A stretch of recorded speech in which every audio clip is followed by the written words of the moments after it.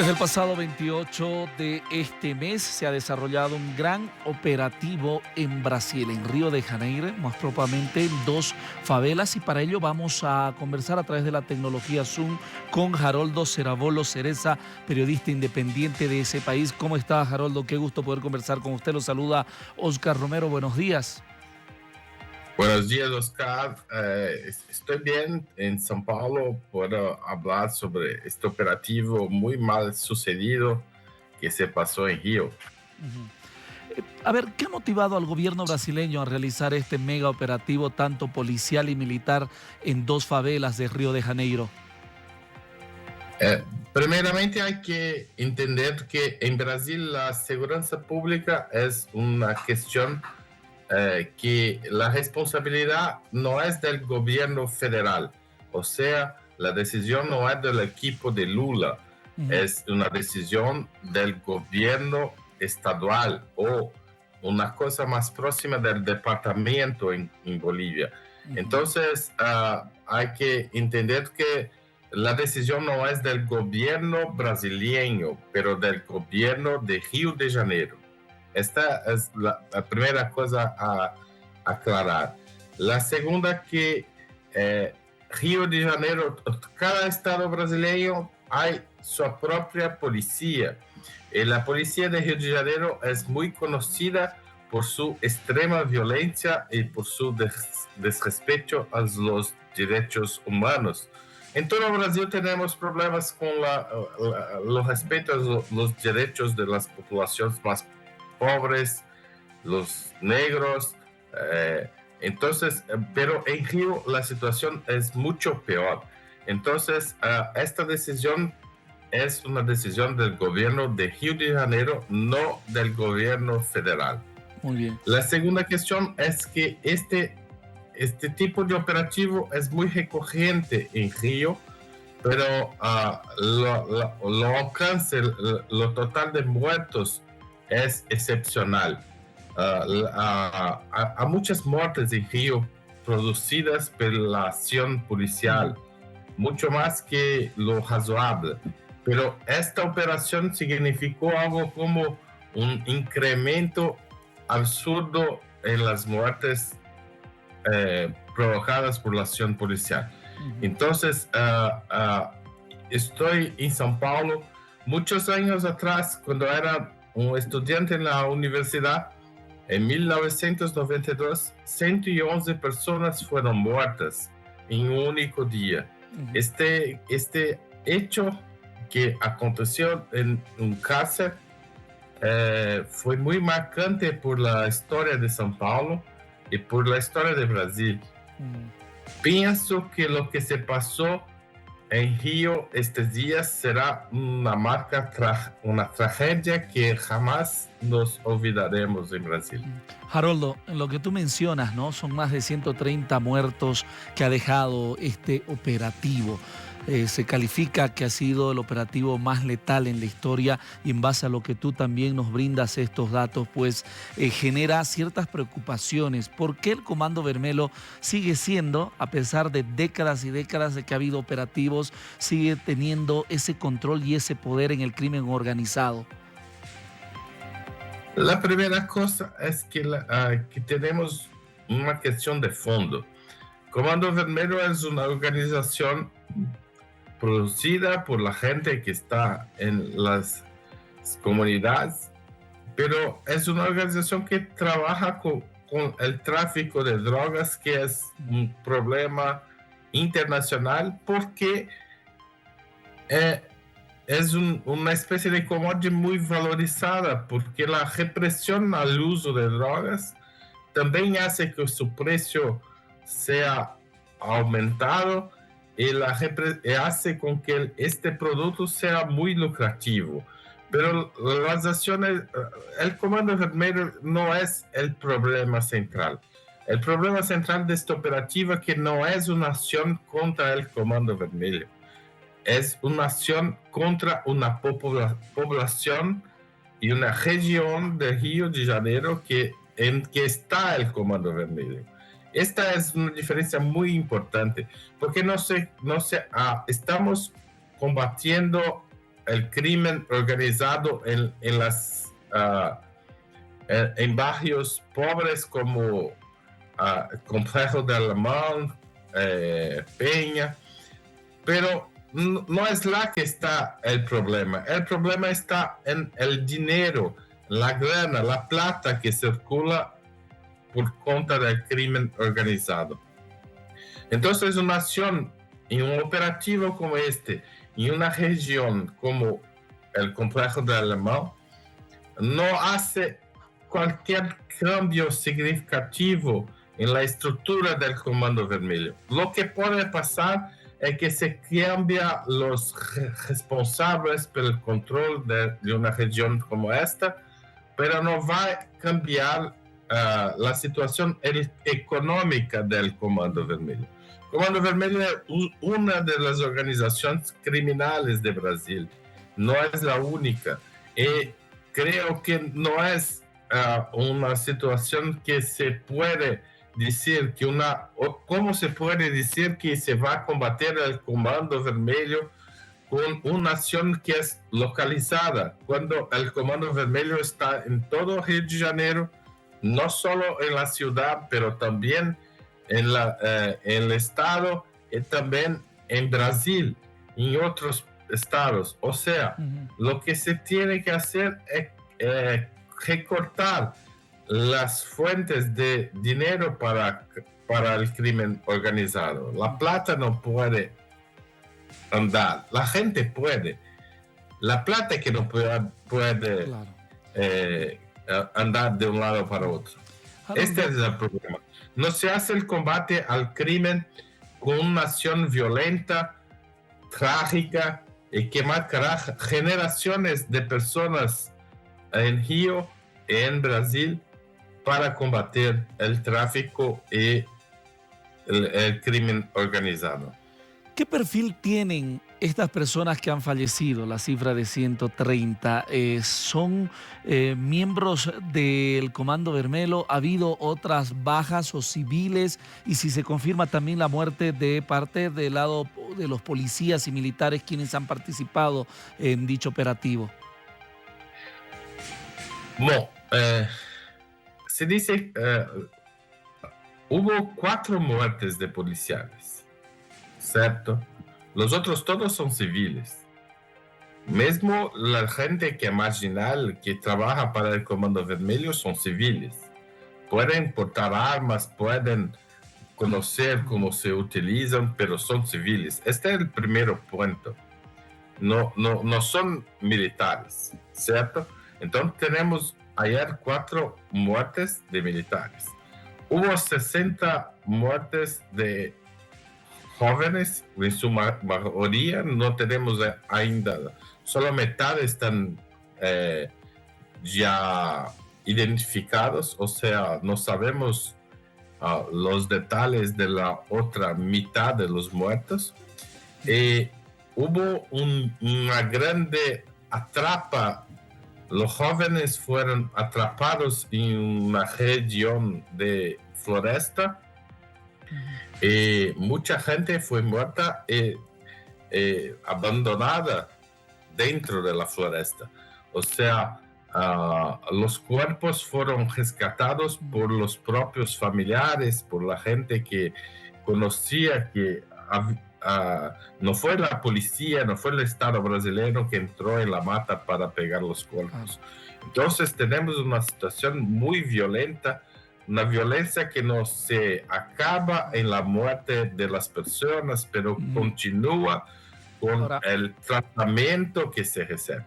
Esto es una cosa. Una otra cosa, he visto un parlamentario de derecha en Río, no es un parlamentario de la izquierda, que es también un liderazgo religioso, un pastor evangélico, hizo un discurso, una fala en la Cámara de los Diputados muy dura, diciendo que conocía que entre los muertos había 4 que eran hijos de la gente de la iglesia en que él se formó, que el liderazgo, y que estos 4 no eran del Comando Vermelho. O sea, en un operativo como este no se puede decir que todos los muertos son de la facción, porque no hay tiempo. La gente, las descripciones de la acción policial no incluyen gente que fue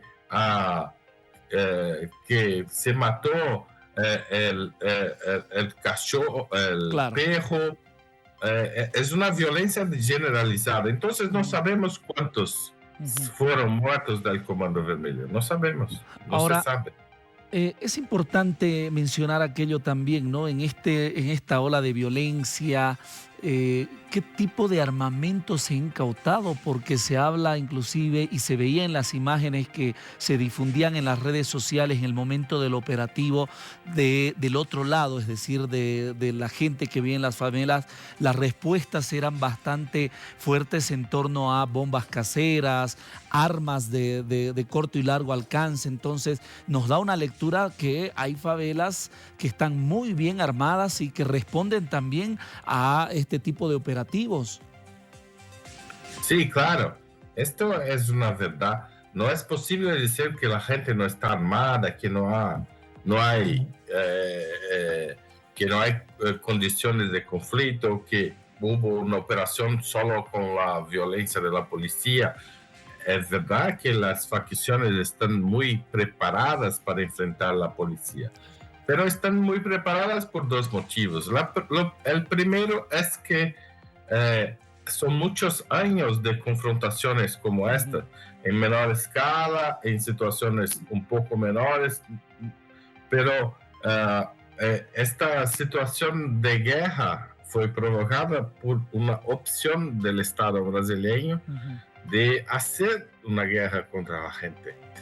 Es necesario recordar que Río de Janeiro es históricamente una ciudad muy violenta, porque fue la capital del imperio brasileño, fue la capital de la colonia cuando éramos parte de Portugal, y era donde se hacía el tráfico de seres humanos, el tráfico de esclavizados. Entonces Río no es una ciudad común. Es completamente diferente de otras ciudades, porque la historia del tráfico, no solo el tráfico de drogas, pero la historia del tráfico de personas en Río es una historia dolorida, y la gente que comanda la ciudad muchas veces herdan los dinero y la fortuna de sus antepasados que fueron traficantes de esclavizados. Esta es una cosa que se tiene que guardar. La violencia contra el pueblo de Río es muy fuerte, históricamente muy fuerte. Bueno, el Comando Vermelho tiene muchas armas, es verdad. Y muchas de estas armas, este es un fato, no soy un especialista en armas, pero la gente dice, los periodistas que trabajan con esto dicen que muchos de los equipamientos del Comando Vermelho son de nuevos fusiles que empezaron a circular mucho en Brasil después del gobierno de Jair Bolsonaro. ¿Por qué? Porque en el gobierno de Jair Bolsonaro se creó facilidades para que los civiles comprasen, adquiriesen armas como de gran potencia. Y los fusiles que están en Río hoy no son fruto del tráfico internacional de armas. Los fusiles utilizados por Comando Vermelho como resistencia a este operativo son muchos de los fusiles que empezaron a circular en Brasil después del gobierno Bolsonaro. Facilitó el tráfico facilitó la venta legal de fusiles. O sea, hay un problema que es también quién arma el Comando Vermelho. No es un comando que hace todo sobre en el tráfico internacional. Muchos de los fusiles son producidos y adquiridos en Brasil. Haroldo, por favor, para ya cerrar esta entrevista, si me puedes reiterar cuáles son las dos favelas y la situación en este momento. ¿Ya se ha calmado? Porque el presidente Luis Ignacio Lula da Silva estaba hablando de militarizar ciertas calles de Río de Janeiro. ¿Cuál es la situación en este momento? La situación es las favelas son el Complejo de Alemán y Favela da Peña. Están en la zona oeste de Río. La situación en las calles es difícil de decir. Hubo una periodista que también tiene un histórico de conocer muy bien las favelas y las comunidades, que dice, no voy a utilizar la palabra, la situación está aparentemente tranquila, está todo bien, o la situación vuelta al normal. Porque después de un operativo como este no hay normalidad por años. Este es un punto. El gobierno federal está muy cauteloso en este momento porque la opinión pública es muy dura. Mucha gente cree que lo que se pasó no es lo suficiente. Hay gente que quiere más sangre.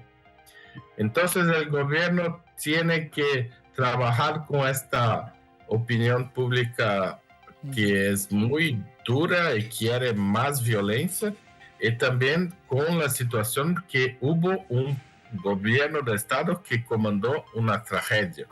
Entonces, la situación es complicada en el territorio de las favelas, que va a tener que recibir una atención muy especial del gobierno federal. Creo que en los próximos años veremos, en cuanto Lula estiver en poder, una atención muy grande para